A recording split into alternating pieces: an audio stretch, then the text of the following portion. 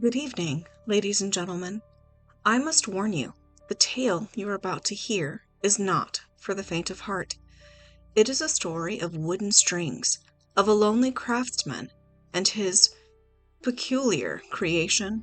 A marionette, you see, is a curious thing, lifeless, yet full of potential. But what happens when that potential is twisted by forces beyond our understanding? What happens when the puppet no longer needs its strings? Tonight, we delve into the dark corners of a small, forgotten village, where the trees whisper secrets and the shadows hold more than just the night. So sit back, if you dare, and prepare yourself for a story that will make you question the very nature of life, creation, and the price of playing God. I assure you, by the end, you'll never look at a wooden doll the same way again.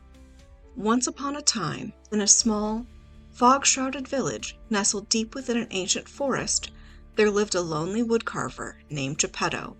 His hands were skilled, his heart heavy with grief. Years ago, his beloved wife and child had been taken by a plague that swept through the village, leaving him with nothing but his tools and the whispers of the trees. One night, as the wind howled through the pines, Geppetto sat by the fire, carving a piece of wood he had found in the forest. It was an unusual piece, dark, gnarled, and strangely warm to the touch. As he worked, the wood seemed to bleed a faint, sticky sap that smelled of iron. He ignored it, pouring his sorrow into his craft, shaping the wood into the form of a boy. When the final chip fell away, Geppetto stared at the marionette. It was perfect, too perfect. Its painted eyes seemed to glimmer in the firelight, and its smile was eerily lifelike. Exhausted, Geppetto set the puppet on the table and went to bed. But in the dead of night, he awoke to the sound of laughter. It was soft at first, like the tinkling of bells, but it grew louder, more manic. Geppetto sat up, his heart pounding. The laughter was coming from the workshop. He grabbed a candle and crept downstairs, his shadow flickering on the walls. There, in the center of the room, stood the marionette. Its strings hung limp, yet it moved. Jerkily at first, then, with fluid, unnatural grace. It turned its head toward Geppetto, its painted grin stretching wider than any human mouth could. "Hello, father," it said, its voice a grotesque mimicry of a child's. Geppetto stumbled back, dropping the candle. The flame sputtered out, plunging the room into darkness, but he could still hear the puppet moving, its wooden joints creaking as it approached. "I'm alive," it whispered.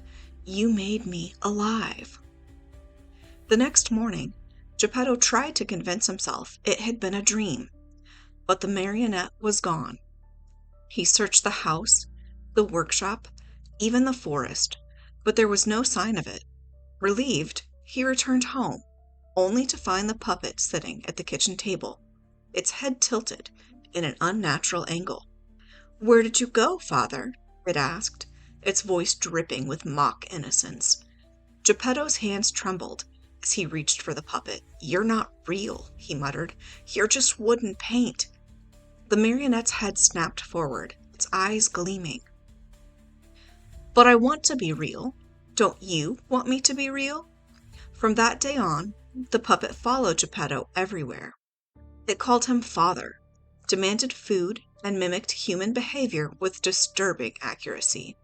At first, the villagers were charmed by the lifelike marionette, but soon they began to notice something off. Its eyes seemed to follow you. Its smile never quite reached its eyes, and its laughter echoed long after it had stopped. One by one, the villagers began to avoid Geppetto's house. They whispered of curses and dark magic, of the strange wood Geppetto had used to carve the puppet. But Geppetto couldn't bring himself to destroy it. It was all he had left. One night, a traveling carnival arrived in the village. Among the performers was a mysterious puppeteer known only as the showman. He was tall and gaunt, his face hidden behind a porcelain mask.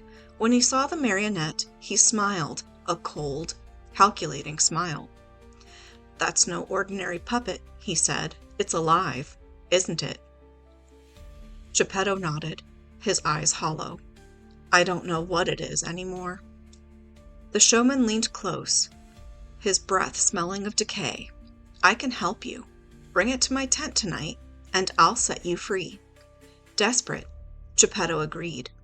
That night, he led the Marionette to the carnival. The puppet skipped beside him, humming a tune that made Geppetto's skin crawl. When they reached the showman's tent, the air grew cold, and the stars seemed to vanish. Inside, the showman was waiting. He took the Marionette and placed it on a table, his hands moving with practiced precision. "You want to be a real boy, don't you?" he asked the puppet. The Marionette nodded eagerly. "Yes, more than anything." The showman's smile widened. "Then let's make you real." He began to chant in a language Geppetto didn't recognize, his hands glowing with an eerie light.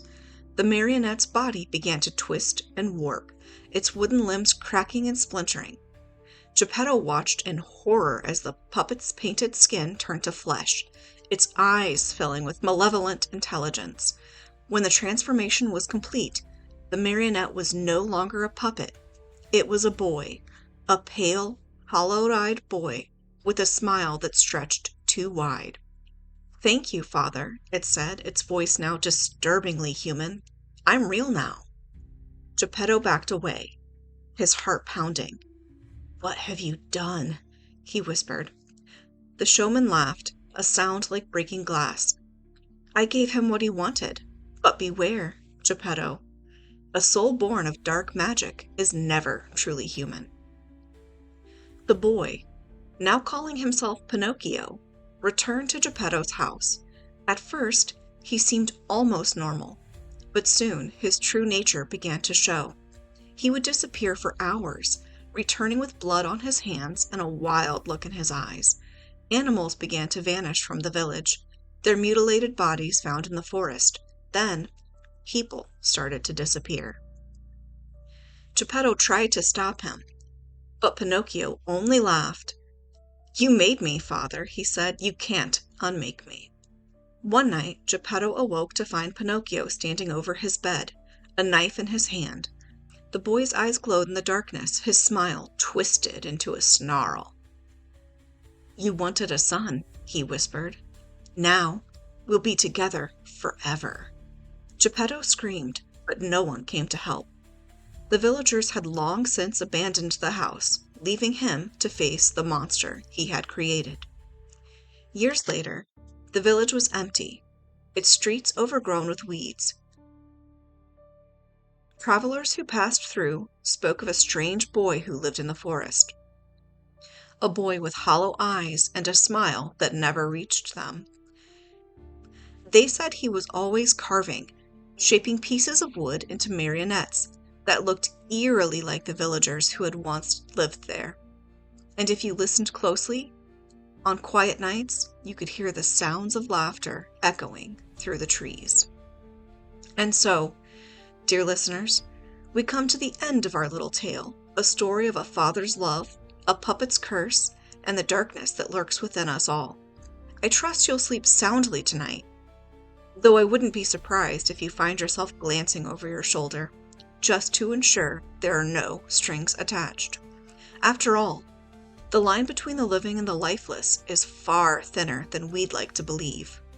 Until next time, remember, not all monsters are born.